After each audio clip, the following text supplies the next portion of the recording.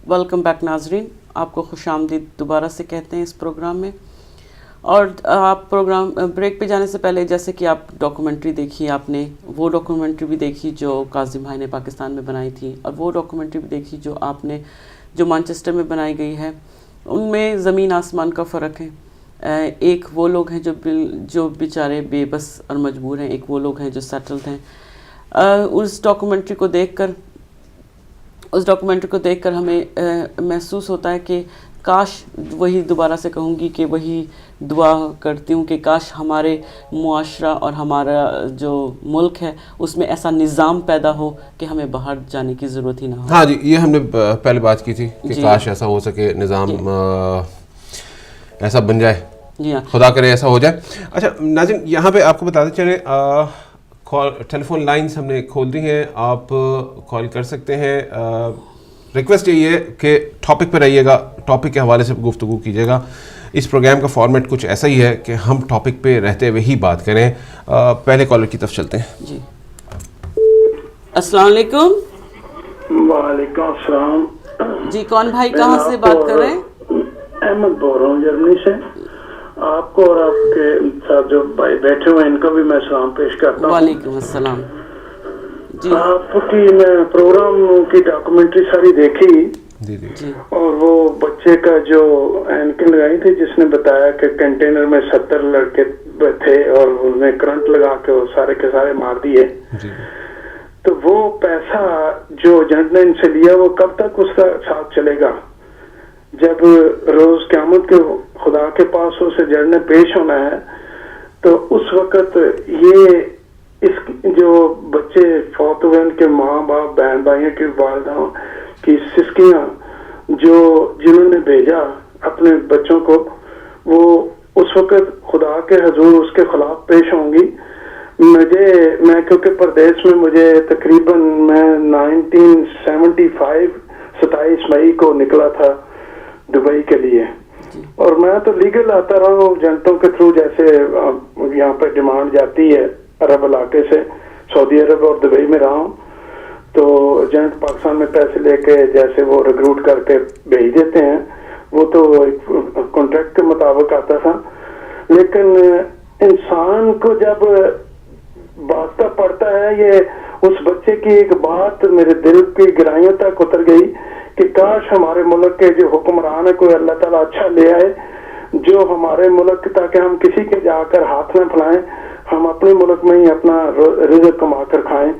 लेकिन आज तक आप देखें जितने हुक्मरान आए हैं उन्होंने अपनी जायदादें अपनी जेबें भरी हैं या अपने अजीज़ो कारब की, तो वो इतनी बड़ी जायदादें लेकर जाकर क्या करेंगे? वो जो सिकंदर आजम था उसने भी दोनों हाथ अपने बाहर, जब उसका मैयत उठाई गई तो खाली जा रहा था। ये इनके साथ कैसे कितना देर चलेगा? तो मैं छोटा सा एक वाक़या जाते जाते करता जाता हूँ आपको बयान, कि मुझे इतनी भी गवारा नहीं मेरे पाकिस्तानी को कोई उंगली भी लगाए या कोई गाली भी दे प्रदेश में। बावजूद मैं सऊदी अरब में था, ये 84 का वाक़या एयरपोर्ट का, तो वहाँ पे गर्दन उड़ा दी जाती है अगर कोई किसी ने किसी को कत्ल किया हो। तो वहाँ पे 33 लड़के थे। तो उस दिन फ्लाइट जद्दा से जो ना आनी थी, बैंकॉक से जद्दा से फिर वो कराची आनी थी, मैं उसकी वेटिंग में था। तो वहाँ पे इतना जक्कर था, अंधेरी थी, रेगिस्तान इलाका है सऊदी अरब का, जो डेजर्ट था, तो उस वजह से फ्लाइट ना आई, तो हम एयरपोर्ट पर रह गए। तो वो 33 लोग थे, कोई था पिंडी का, कोई कराची का, कोई किधर का, वो मुख्तलिफ थे, बुजुर्ग भी थे उसमें। तो जब उन सबको एक जगह पे अच्छी रहायश मिली एयरपोर्ट पे, उन्होंने वीआईपी लॉन्च में, जो कुछ लड़के ताश खेलने वाले थे, कुछ सिगरेट पीने वाले, तो उनकी वजह से हम सबको प्रॉब्लम में डाला।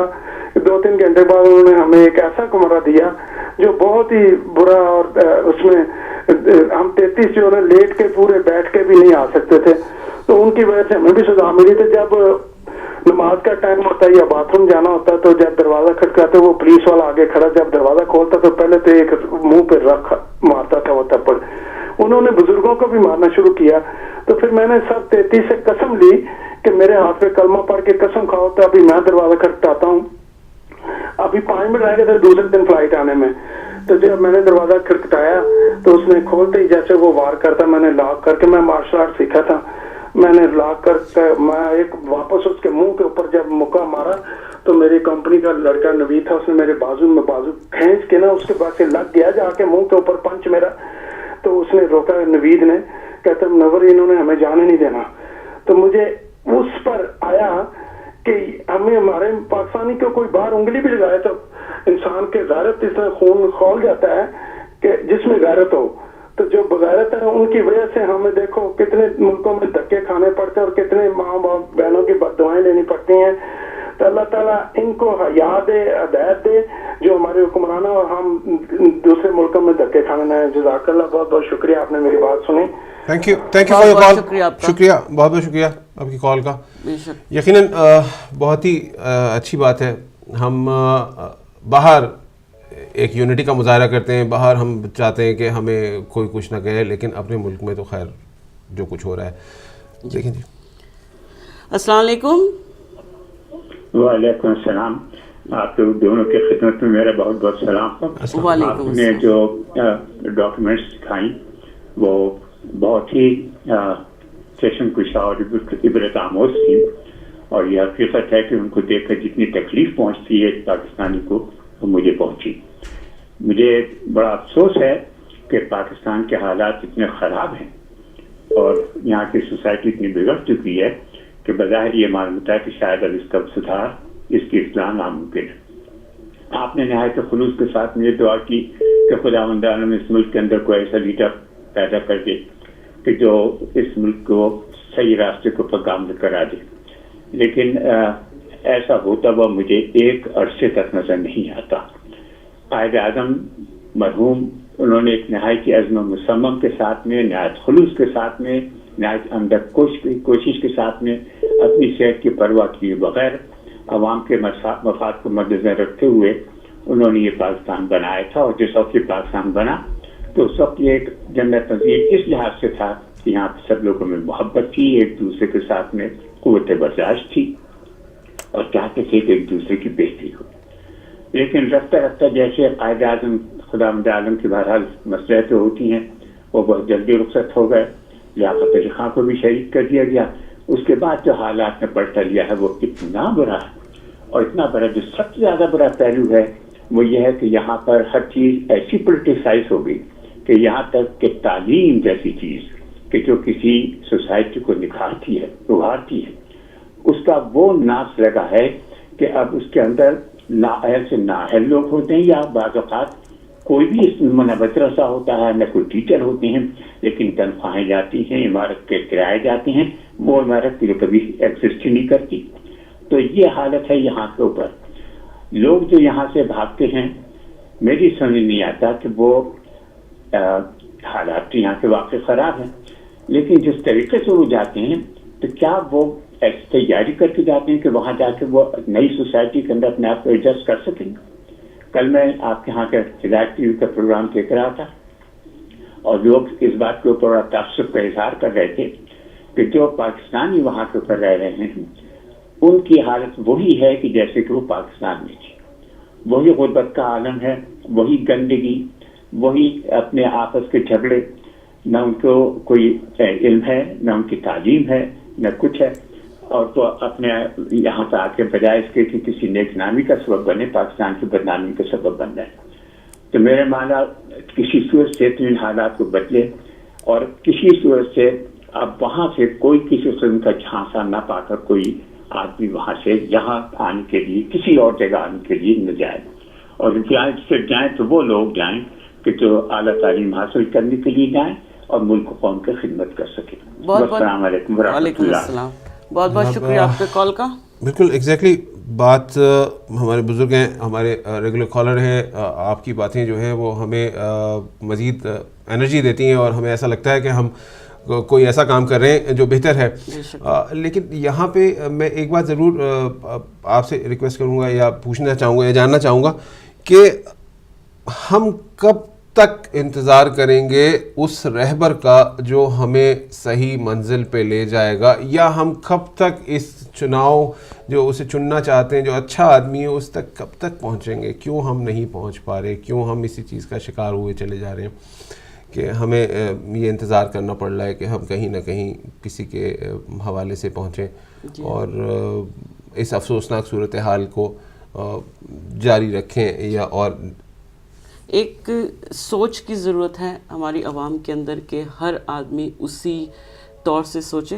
ایک کالر لیتے ہیں. جی السلام علیکم. جی وعلیکم السلام. Is it live? Yes, it is you are live. on live, yeah. Okay, آج کا آپ کا ٹاپک کیا ہے؟ I don't have TV in front of me, so I don't know. Can't read your lines. The topic is the illegal immigrants coming from Pakistan or other poor countries and have facing the problems in Europe. How did means the agents promising them for a good future, but when they came across from Turkey to Iran to Syria, and Syria to France, and France to here, but they having problems, they facing a lot of difficulties, and in the end they will get nothing. And once the UK governments find out they are illegal immigrants, they deport them back, so they lose everything out. It was a very good documentary. And I'm sorry, did you watch the program? Sorry, what did you say? Did you watch the program? I can't watch live. I mean, I'm trying on the internet to be watching your program live, but unfortunately I don't have access. I don't have TV access. This is where I'm slightly. I was trying to contribute something today. That would share any thoughts on that issue if possible. But yeah, I mean, it's quite an interesting topic, to be honest. And I think immigrants. The difficulty is that lots of immigrants. It's not only Pakistan. Right now, the major issue for the European Union is people coming from Mediterranean.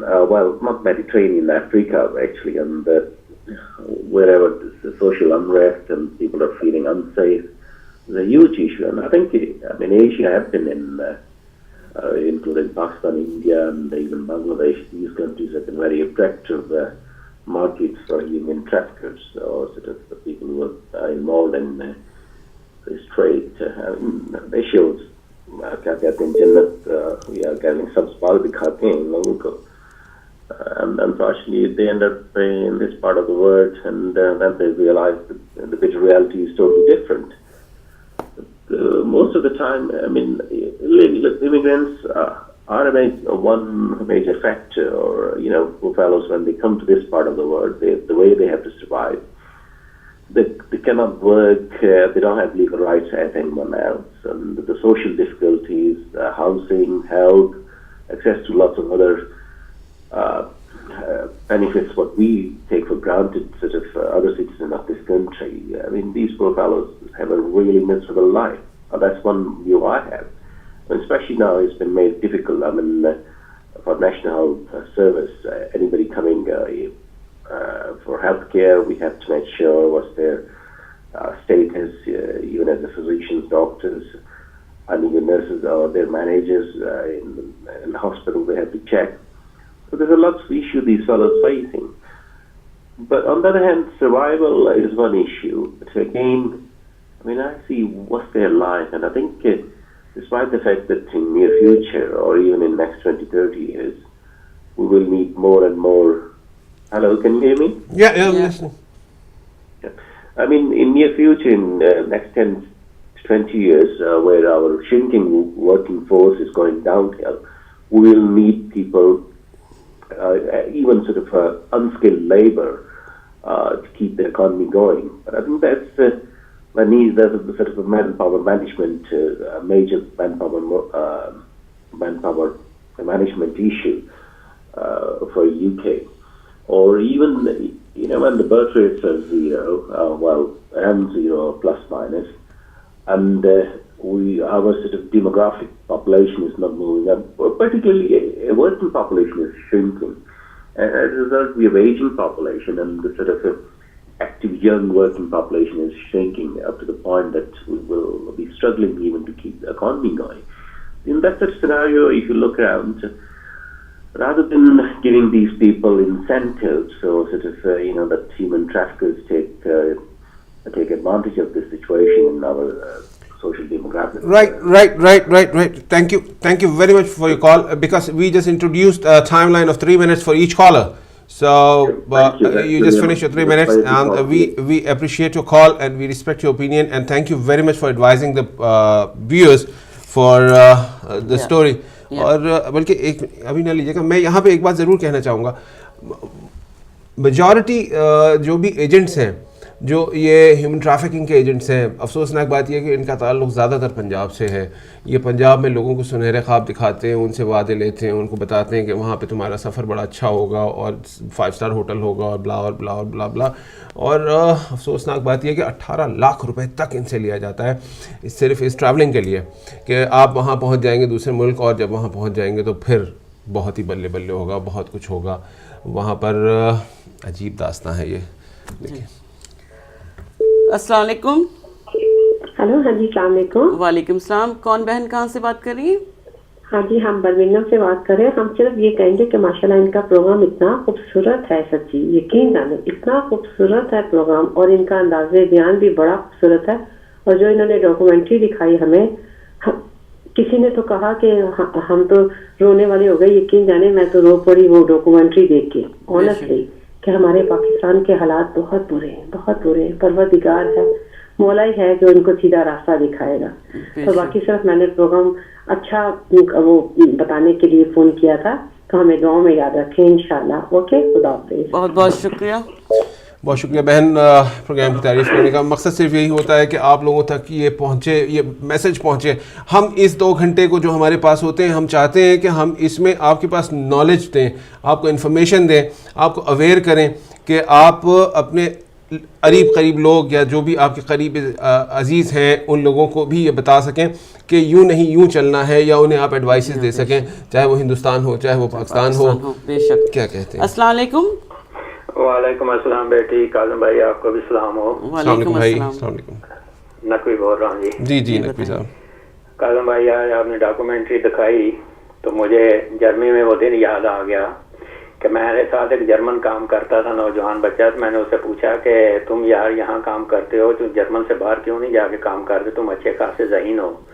تو اس نے مجھے جواب دیا تھا کہ جب میں اپنے ملک میں سب کچھ میرے پاس ہے تو میں کیوں باہر جاؤں, میں پاگل ہوں کہ میں باہر جاؤں, میں اپنے ملک میں کیوں نہ رہوں جبکہ میرے پاس سب کچھ ہے.